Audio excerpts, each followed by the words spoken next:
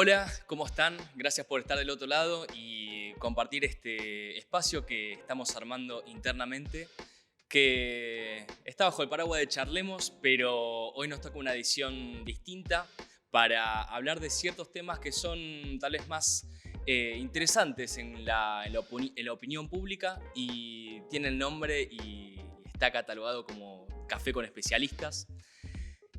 Vamos a hablar de un tema que tiene cierto tecnicismo y popularmente es un poco más pesado, ¿no? De compartir, de entender.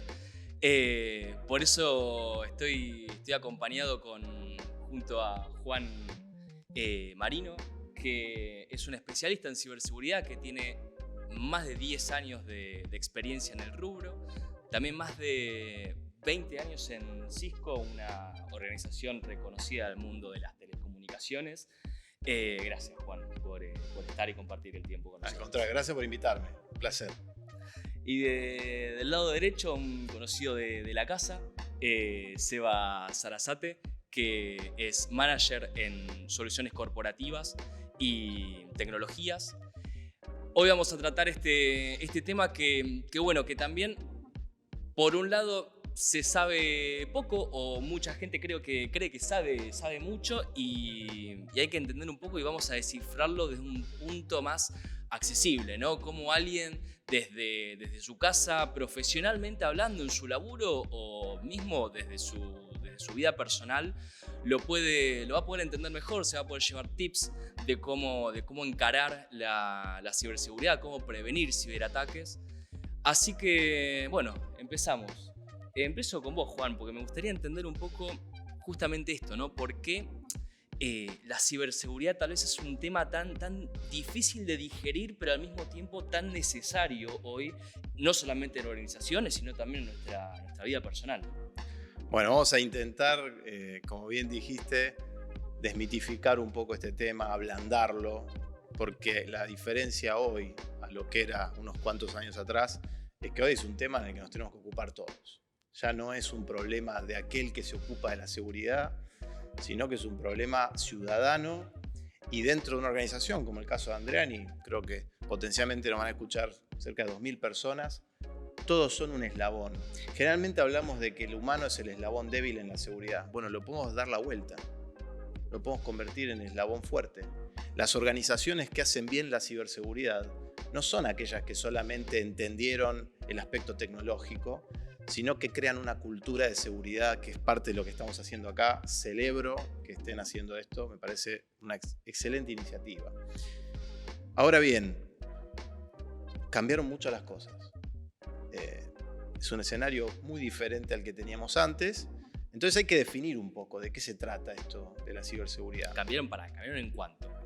En pocos años y en un tiempo muy vertiginoso, ¿no? Muy rápido. Es como los años caninos, viste que los perros un año son como 7 o algo así. Bueno, acá es lo mismo, pasa un año en tecnología o en seguridad y pasan tantas cosas que por eso, bueno, vos dijiste, yo estoy hace 20 años en la compañía, en Cisco, 10 años o más dedicado en seguridad y no me pude ni aburrir porque nos cambian las cosas mucho. Ahora, ¿qué es la seguridad? Empecemos por ahí.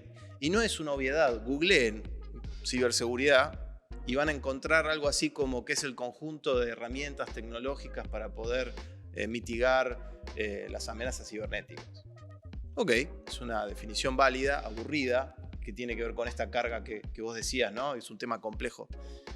Yo creo que está mal esa definición. Si vamos al latín, seguridad viene de securitas, y yo me sorprendí cuando encontré la definición. Es la cualidad de andar sin cuidado. Vos cuando andás por la calle, ¿te sentís seguro o inseguro? Eso es una cualidad. Ahora, ¿por qué te sentís seguro o inseguro? Porque tenés una percepción de riesgo en base a un contexto. O sea que la seguridad es una cualidad que tenés que sentir. Ese es el objetivo. La seguridad informática en la que trabajás junto con todo el equipo es lograr ese objetivo. Que la gente sienta, en el caso de Andreani, los clientes de Andreani, que sientan que cuando hacen una transacción o un tema logístico, tienen la confianza digital de que esto que estás encargándole a Andreani está en buenas manos, no voy a sufrir un fraude, me va a llegar lo que quiero recibir en tiempo y forma. O sea que es crear las condiciones de confianza digital. ¿Y cómo se crean esas condiciones? Ahora sí vamos a la definición de Google, con el conjunto de herramientas, etc. Pero además con las personas. Si no tenés el elemento humano, si no lográs una cultura, la cosa se rompe por algún lado. Y cierro con esto, esta primera parte por lo menos. Vos dijiste muy bien que es un tema no solo laboral, sino personal, y hoy más que nunca no hay barrera. O sea, estamos en un continuo entre trabajar y vivir y estudiar y jugar, no sé, lo que sea. Y tenemos una identidad digital que además se utiliza de forma muy dinámica entre todos estos ambientes. Por eso tenemos que ocuparnos muy bien de hacer nuestra parte, que es proteger esa identidad digital y toda la información que le estamos entregando al mundo cibernético para tener las facilidades que queremos. Totalmente, en el mundo digital, ¿no? que hoy vivimos, que cada vez es más, ¿no? Uno tiene también su propia personalidad dentro de ese mundo digital, maneja un montón de cosas. Cómo se extrapola también con lo laboral, con lo profesional, y ahí, Seba, te pregunto, ¿no? O sea, en todo este tiempo, en toda esta experiencia que tenés, en Andriani, ¿estuvimos o somos foco de ataque de la ciberseguridad? Es una buena pregunta, porque nosotros siempre venimos tratando de definir cuál es el foco del ataque. Entonces hablamos de que en algún momento los bancos o empresas del rubro financiero en general, salud, eran foco. Hoy en día esas barreras también están medio borradas y la verdad es que no existe un target. Puede ser que haya algo que vos digas, bueno, a esta empresa en particular, por algún tema, alguien quiere hacerle un daño. Pero la realidad es que es mucho más lo que sería el voleo si fuera en la calle. Por otro lado, tenemos que entender que nosotros desde 2020 para acá somos una luz encendida. O sea, nos pusimos en la boca de todo el mundo, la logística tomó todo ese valor y eso necesariamente nos puso en el radar. Pero de vuelta, no hay un target hoy. Hoy es mucho más esto que decía Juan de la tecnología. La tecnología les permite salir a barrer y encontrar a ver dónde puedo hacer algún daño y después cómo puedo capitalizarlo. Y si miramos en el mundo vamos a encontrar, después seguramente vamos a conversar un poquito, ejemplos en distintas industrias, en distintos tamaños de compañía. No hay un foco.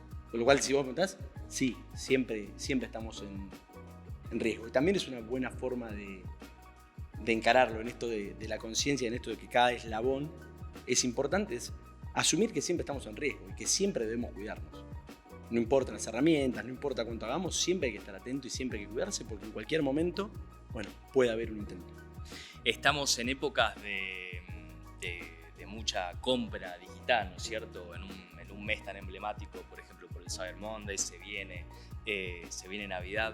Obviamente que la persona necesita de esa seguridad como para poder trabajar, para poder hacer las transacciones, para poder comprar, ¿no? Para poder vivir.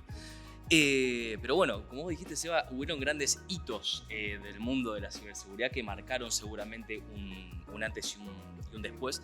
Ahí, Juan, me gustaría que me nombres tal vez alguna de esos desastres que haya generado tal vez una persona, o me imagino que puede ser un grupo de hackers, ¿no? En alguna organización, en el entorno.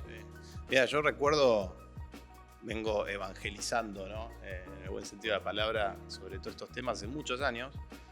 Y si me voy más de 10 años atrás, había un escepticismo, ¿no? Uno hablaba de todo esto y la gente te miraba de brazos cruzados y decía, sí, pero eso acá no pasa. Acá en Argentina, acá no sé, en Paraguay, en Uruguay, en Chile, en distintos países por donde andaba hablando de estos temas. Hoy por lo menos estamos todos de acuerdo que las balas pegan cerca, ¿no? O sea, le está pasando al vecino, al de al lado. Y hay casos que son dramáticos. También está cambiando la naturaleza del impacto. O sea, estamos hablando, por ejemplo, un caso emblemático como el de Colonial Pipeline, donde atacaron una empresa de distribución de combustible en Estados Unidos y se paró la distribución de combustible. Y se generó un caos urbano, la gente haciendo filas para, cosas que nosotros no conocemos en Argentina, ¿no? Acá no pasa. En este caso fue por un ciberataque.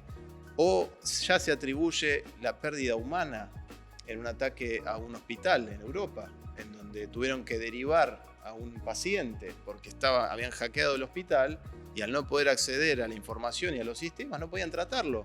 En esa derivación fallece el paciente y ya es el primer caso en el que se atribuye la muerte a el incidente cibernético.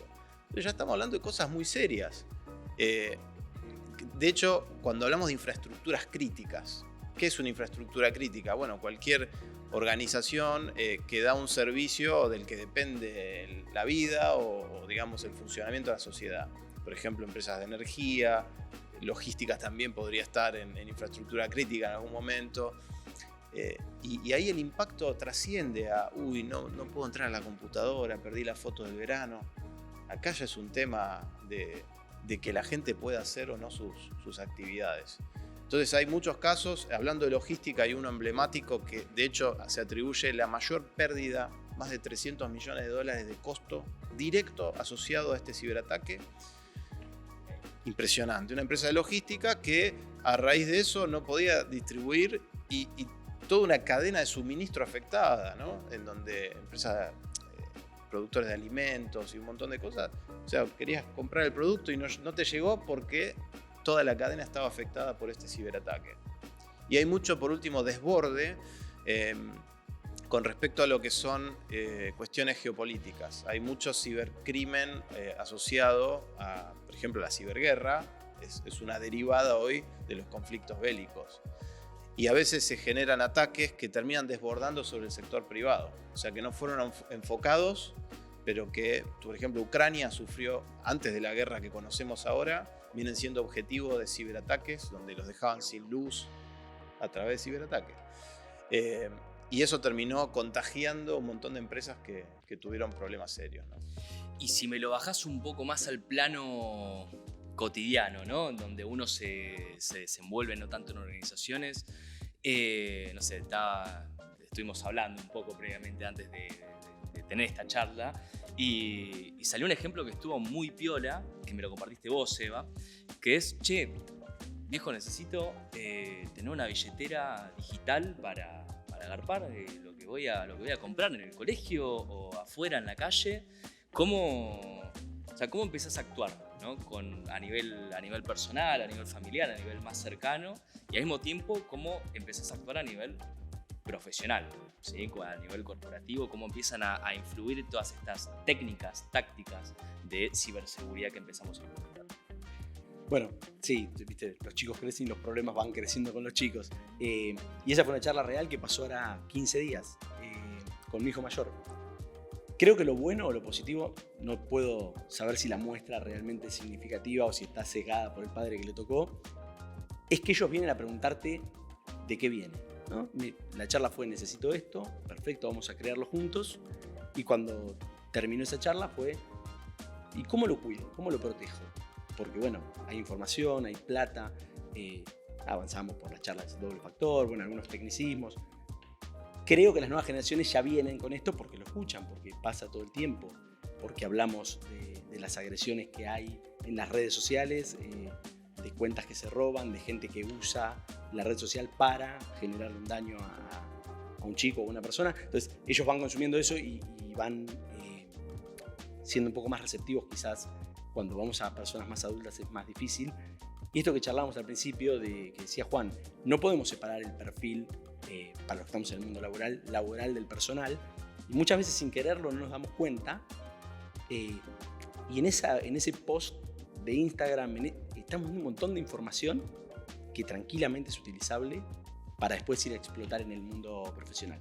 Porque estoy diciendo dónde estoy, te estoy diciendo qué estoy haciendo, te estoy diciendo a qué me dedico, te estoy contando un montón de cuestiones que son parte de mi vida personal, sin duda, pero que además exponen lugares donde pueden ir. Y lo otro que da es un tema de gustos y tendencias y cosas que son atractivas para mí. Entonces ya sabes con qué venir a buscarme. Hay todo un proceso de ingeniería social asociado al ciberataque. Esto de que la persona es un débil. ¿Por qué? Bueno, porque me detectan, saben que me gustan, saben cómo pueden captar mi atención y desde ahí aprovechan la entrada. Entonces creo que ese es un tema interesante. Seba, ahí vos dijiste algo que no sabes si eso muestra, ¿no? En tu lado de ingenieril dijiste, vamos a hacer estadística, no. Pero si tuviste esa conversación, si tu hijo te vino a plantear esto, es porque hubo una comunicación, ¿no? Y ahí creo que lo podemos conectar con todos los que nos escuchan. Creo que un primer paso es hablar del tema, lo que estamos haciendo acá. pero llévenlo, ¿no? Hoy se sientan a cenar en casa, tratemos de dejar los teléfonos ahí a un costado, ¿no? Con los chicos, que es un tema. Hablemos. Por ejemplo, ¿habilitaste los parámetros de privacidad o de seguridad en las aplicaciones que estás usando? A ver, enséñame, ¿cómo haces eso? ¿No? Uno se pone como ignorante, ¿eh? A ver, ¿cómo se hace? Porque claro, las herramientas que uno usa por default buscan viralidad. No quieren que solo lo vea tu mejor amigo, quieren que lo vea todo el mundo. Los chicos ni saben a veces eso, ¿eh? No lo piensan. Hay una falsa idea de que los chicos nacieron sabiendo de tecnología. Yo tengo una comprobación de que esto no es así, porque antes de la pandemia me la pasaba por colegios dando charlas de conciencia, y cuando hablabas con los chicos primarios, secundarios, te dabas cuenta que no tenían una idea real y piensan que lo que ellos hacen solo lo ven ellos y tienen control. Entonces, un buen ejercicio es: ¿habilitaste la privacidad? ¿Quién puede ver lo que vos posteás? O el segundo factor que vos dijiste, que suena como algo complicado, es una forma inmediata de hacerle la vida más difícil a todos los delincuentes que están haciendo el cuento del tío 2.0, ¿no? Que te lo hacen por WhatsApp, te lo hacen por un montón de herramientas que todos usamos, y que si no tenés mínimas medidas de seguridad o de higiene, sos mucho más vulnerable. Entonces hay que hablar del tema, ¿no? Esa es una primera acción para llevarse. Me parece que algo interesante en relación a lo que decían los dos es empezar a desmitificar en cierto punto la figura del hacker, ¿no? Porque uno tal vez lo tiene por película, lo tiene por foto, lo tiene por lo que uno puede googlear y ya tenés una imagen ahí de lo que es un hacker. Pero en realidad las catástrofes y los efectos, ¿no? Que tienen su actuar son terribles. Está bien decir que un hacker en realidad está bien visto o tiene como tal vez una perspectiva de que ahora de que gane el malo, ¿viste? Como hay en las películas. ¿Cómo cambia eso? ¿Cómo podemos definir, digamos, al hacker hoy en día como para entenderlo y bajarlo a tierra? Otra búsqueda en Google, hacker. ¿Qué aparece? Una persona joven con un buzo encapuchado, ¿no? O sea, que hacker es hombre y tiene frío. No. Y está como frente a una está Matrix, en un ¿viste? sótano. Que va bajando un montón de códigos. Especialista en Sí. tecnología. No. Entonces hay que desmitificar ese estereotipo. Es hombre, es mujer, es chico, es grande, no tiene frío, tiene frío. O sea, hoy estamos hablando de que hay que diferenciar, porque los que somos especialistas en tecnología somos hackers. O sea, el hacker es el que entiende cómo funciona para poder intervenir con eso de distintas maneras, para el bien o para el mal. Cuando ponemos en el medio la ética, ¿no? Si vos sos un delincuente y sos un hacker, entonces sos un cibercriminal. Ahora, si sos un hacker porque entendés cómo funciona y con eso podés innovar o podés resolver problemas, fantástico. Eso es un excelente hacker. Nosotros no insistimos mucho en esta definición porque hacker está teñido de una negatividad, ¿no? Es la búsqueda que haces, te sale siempre el malo, el bueno no sale. Entonces hay que cambiar esa percepción y hay que... O sea, estamos tan atravesados por la tecnología que todos tenemos que ser un poquito hackers. O sea, tenés que entender cómo funciona para poder usarlo a tu favor. Ni que hablar si entramos en la discusión, por ejemplo, de inteligencia artificial, ¿no? Que se mete en todo esto. ¿Qué tan accesible es ser un hacker? Mira, es una cadena de valor. Entonces tenés alguien, vamos a partir del lado delincuente, ¿no? Tenés una ética cuestionable, entonces decís, vamos a ver si puedo hacer plata siendo un ciberdelincuente. No tenés que saber prácticamente nada. Podés entrar, empezar a buscar herramientas en la web pública que todos conocemos o en la dark web. En la dark web es el semillero de todas las actividades ilícitas. El que no conoce la dark web, entras por una especie de navegador que no es el Safari o el Chrome. El que todos conocemos. Claro, es otro tipo de navegador y que tiene la característica de que anonimizás lo que estás haciendo. No es que lo inventaron para ser todos delincuentes. Tiene otra historia eso, pero terminó siendo muy favorable para que ahí se hable de todo lo ilegal, ¿no? Desde armas, drogas y cibercrimen. Hoy podés buscar bases de datos de usuarios y contraseñas, las de ustedes. Si ustedes utilizaron su correo electrónico en algún servicio web, el que sea, y ese servicio web fue hackeado, la contraseña que usaron ya está dando vueltas en la dark web. Si casualmente, y yo sé que ustedes no lo hacen, pero repiten la misma contraseña en algún sistema más importante como el home banking, son súper vulnerables. Pero volvamos a tu pregunta. O sea, ser hacker y ser un delincuente en el mundo cibernético es muy fácil. Y sos parte de una cadena. Pero los que más daño hacen, hablando de los ataques dirigidos, son grupos mafiosos, ¿sí? Que se llaman gangs, ¿no? Y que generalmente hay 3 o 4 activos que son los que le están pegando a las grandes empresas, a veces por motivos solamente financieros y a veces por cuestiones también geopolíticas, ¿no? O sea, es toda una cadena. Podés ser un perejil inescrupuloso, ¿no? Que hace un pedacito, o podés ser parte de una organización criminal que hace unos desastres con costos millonarios. Seba, te pregunto, ¿está mermando hoy el perfil de quien apunta a formar parte del equipo de ciberseguridad en las organizaciones? No, creo que no. Lo que pasa es lo que está ocurriendo es lo inverso, está aumentando la demanda. Necesitamos cada vez más. Entonces podemos sentir que hay una merma. No existe, lo charlábamos otro día cuando estábamos hablando, no existe una carrera de grado que te prepare para ciberseguridad. No es que voy a la universidad y ¿qué quiero estudiar? Ciberseguridad. No. Vas a estudiar informática, sistemas, algunos vienen del lado de electrónica, telecomunicaciones, pero vas a venir de ahí. Y ahora están apareciendo algunas especializaciones, algunas tecnicaturas, algún posgrado, pero no existe una carrera de grado que te forme para esto. Y el mercado cada vez demanda más, por esto que charlamos al principio. No hay más target. No es, bueno, el banco, la empresa aérea, no. Cualquiera es susceptible. Entonces, todos estamos buscando. Por otro lado, estamos inmersos en un mundo cada vez más digital, el comercio es cada vez más electrónico, todas nuestras transacciones son cada vez más electrónicas. No vas más a hacer un trámite a una oficina de gobierno. Entonces, todos esos organismos, todas esas empresas están buscando, estamos pescando todo en la misma pecera, los pocos recursos que hay. Creo que lo bueno es que lo que sí está viendo cada vez más es interés. Entonces, cada vez se ven más chicos interesados en el mundo de la ciberseguridad. Pero bueno, tenemos que hacer el proceso de que crezcan, que aprendan y que... Y hay que verlo como un área de oportunidad, porque, claro, el paga muy perfil... bien hoy. Vos dijiste mermando y yo coincido que no es que esté mermando. Lo que pasa es que el capital de conocimiento tiende a ser más bien técnico y hacen falta otros perfiles. Hoy es un problema de gestión.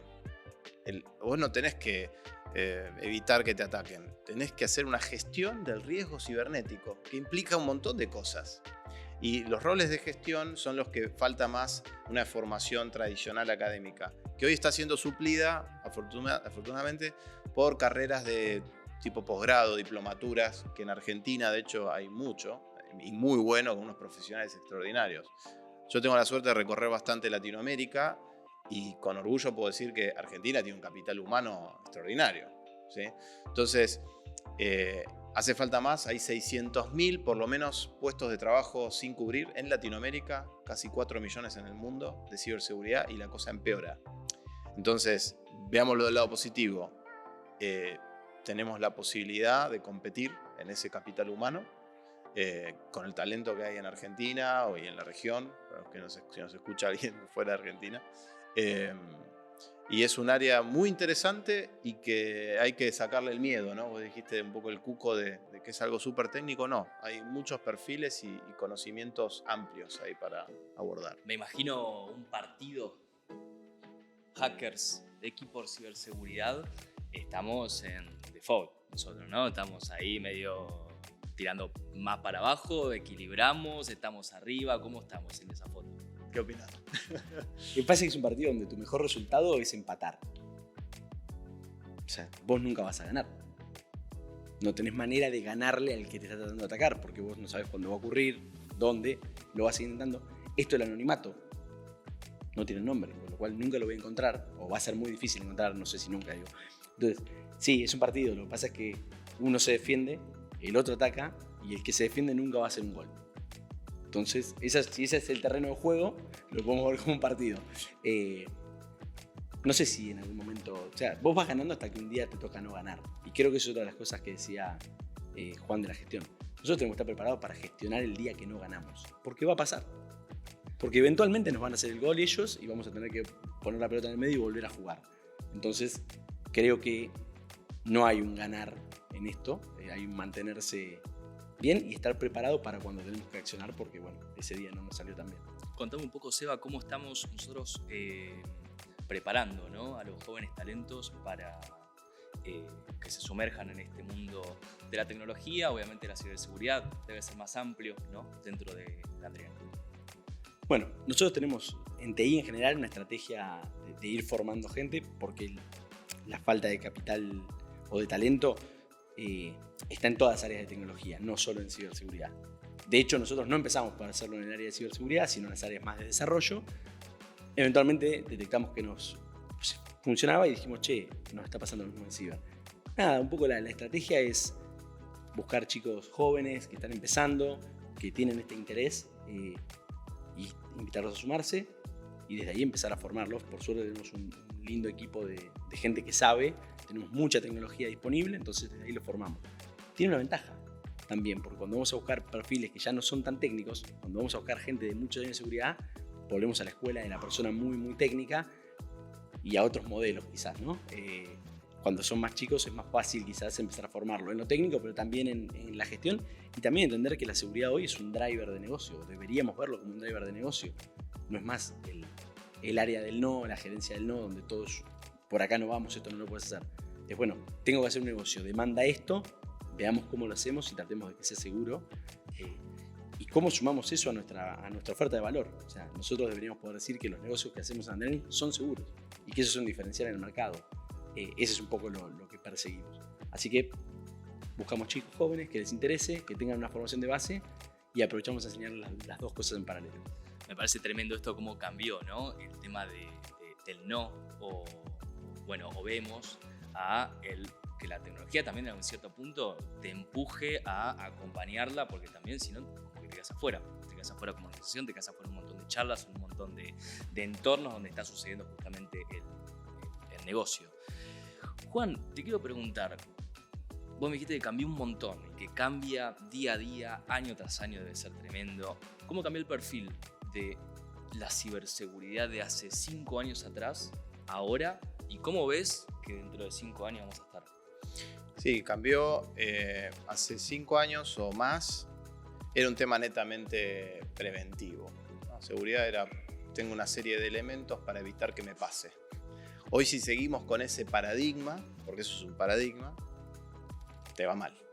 O sea, el paradigma en el que hay que convencer a todos, especialmente a los decisores en los niveles altos de la organización, es prevenir lo que pueda prevenir, detectar lo que va a suceder, responder ante eso y recuperarme. Porque vas a sufrir, algo va a pasar. Y eso es lo que en definitiva se traduce en esta palabra tan de moda, que es resiliencia. Resiliencia es sufrir y superarlo, ¿no? O sea, que puedas minimizar el impacto que te genera un incidente, sea del tipo que sea, para seguir haciendo tu trabajo. Entonces, ese es un gran cambio de paradigma. Y lamentablemente, y hablando del partido, en esa analogía que es muy interesante que hacías, y coincido con lo que decía Seba, lamentablemente la mayoría de las empresas y organizaciones todavía siguen sobrevalorando la tecnología y la prevención. Y cuando hacemos encuestas, y hemos hecho en Cisco en particular, con muestras muy grandes, 5.000 personas y empresas, vemos eso de forma estadística.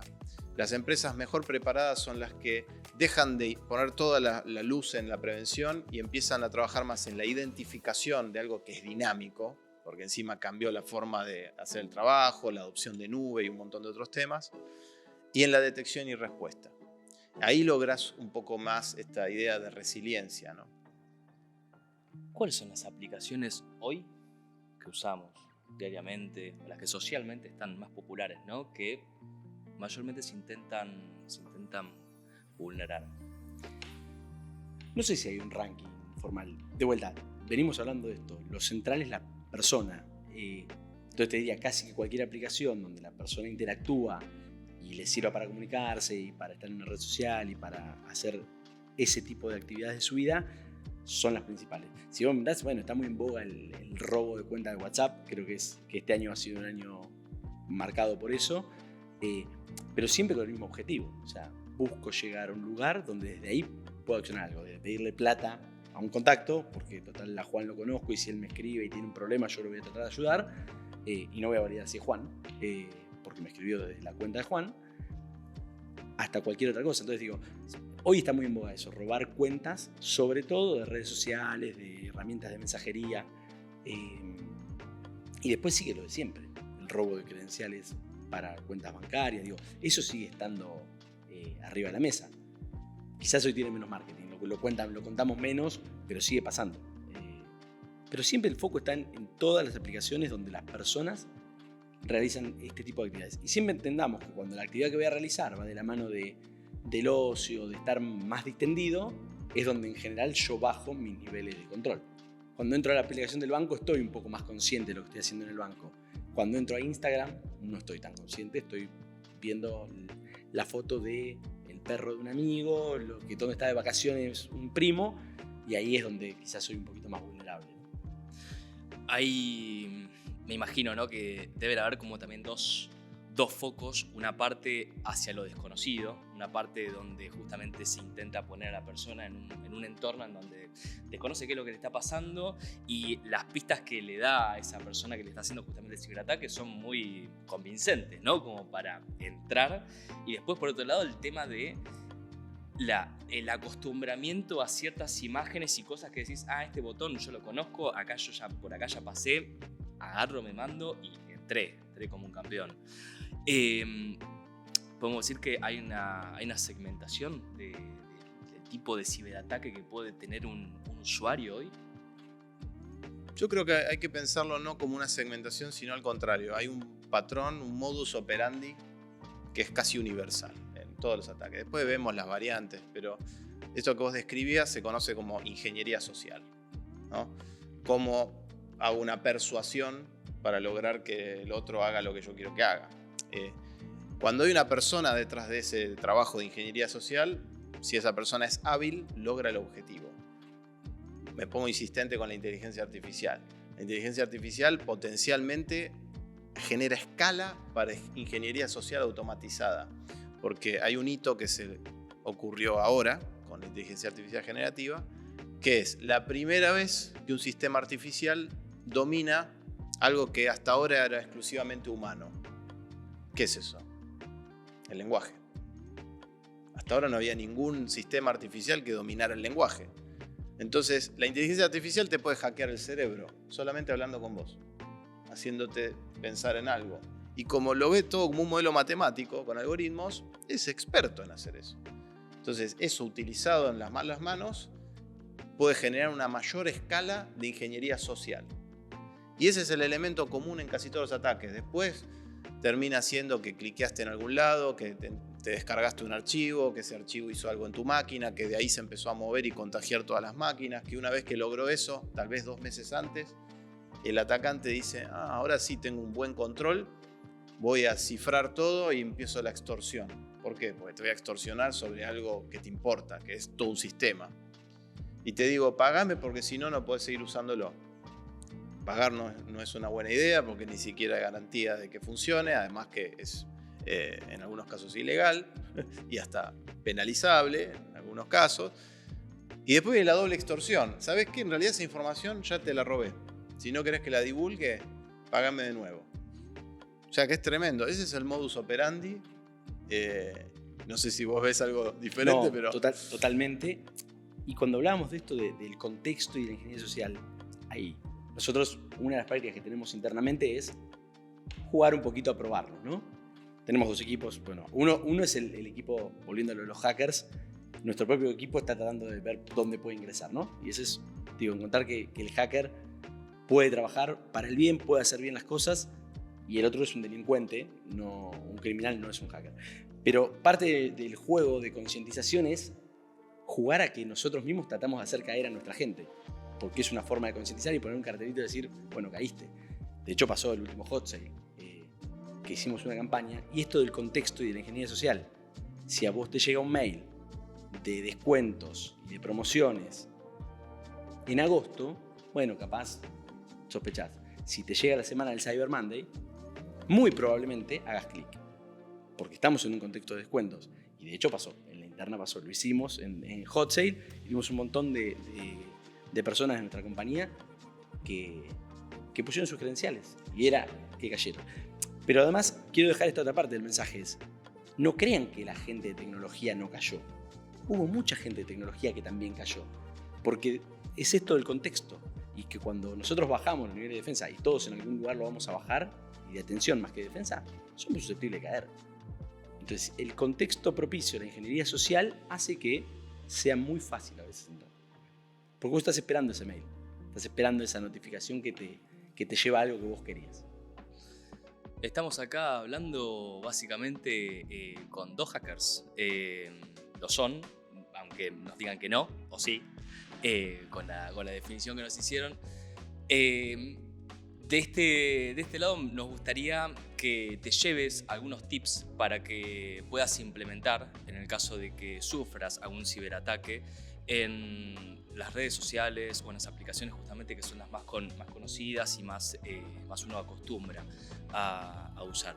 Juan, ¿nos podés contar un poco cuáles serían esos tips para si te llama alguien, qué hacer y al mismo tiempo algunas cuestiones de seguridad que puedas tener a la mano de las aplicaciones? Sí, vamos a cuestiones de higiene básica, ¿no? De seguridad.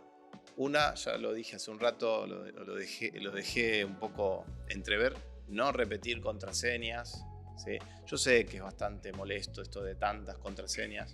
Por eso también un tip, usar gestores de contraseñas. Los que te sugieren automáticamente la contraseña y que son de esos choclos, ¿no? Imposible de recordar, pero bueno, con el autocompletar. O sea, hay que poder discriminar. Una cosa es el banco, ¿no? Y mi home banking y las cosas más críticas. Ahí yo personalmente elijo una contraseña compleja que yo pueda recordar, ¿sí? Frases largas, etc. Y para todo lo demás de menos importancia uso contraseñas autogeneradas. Esa es una primera recomendación que hay que seguir dándola porque uno sigue encontrando el nombre del perro y cosas muy simples que le hacen la vida muy fácil a los criminales. Un detalle más sutil es las contraseñas para acceder a cosas muy críticas, traten de que no las recuerde el navegador. Vieron que le da la opción de recordar, me hace la vida fácil, entonces la próxima vez le da autocompletar, porque hay ataques en donde logran comprometer el navegador y ya logran usar la contraseña pregrabada. Entonces hagan esa discriminación entre lo que es muy importante, ahí yo esa contraseña no la guardo en ningún lado, me la acuerdo, no la escribo en un papelito. Segundo tema es habilitar siempre que sea posible un segundo factor de validación o lo que se conoce como multifactor authentication, ¿sí? Si usan distintas redes sociales casi siempre está disponible como para WhatsApp y todo eso. Implica que si te roban la contraseña, cuando intenten hacerse pasar por vos, te va a pedir una segunda validación, que suele ser un mensaje que te llega al teléfono y esto. Entonces cuando reciben ese mensaje y dicen, pero yo no estoy haciendo nada, ahí hay que darle al botón rojo, que es yo no soy. Pues si le das al botón verde o le das a probar, en definitiva logran el mismo Estás objetivo. abriendo la puerta. ¿No? Es decir que esa es otra recomendación. ¿Y si te llaman? Y si te llaman, claro, te llaman del banco, por ejemplo. Y hay un rasgo humano que es confiar. Somos seres confiantes. Y no vas a cambiar eso. No tenemos que convertirnos en paranoicos. Pero hay que estar atento. Entonces, si te llaman, ¿y yo cómo sé que es realmente el banco? Por encima ahora, con todas las herramientas que hay, es más fácil engañar. Entonces yo puedo decir, ¿a dónde te puedo llamar yo?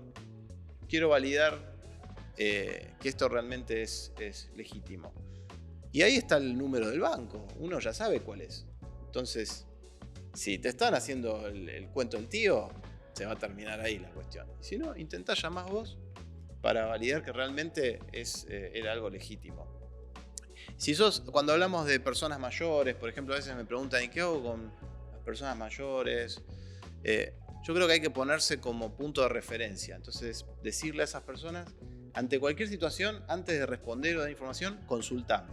Entonces te pones como alguien que asiste. Porque tratar de enseñarle va a ser muy difícil.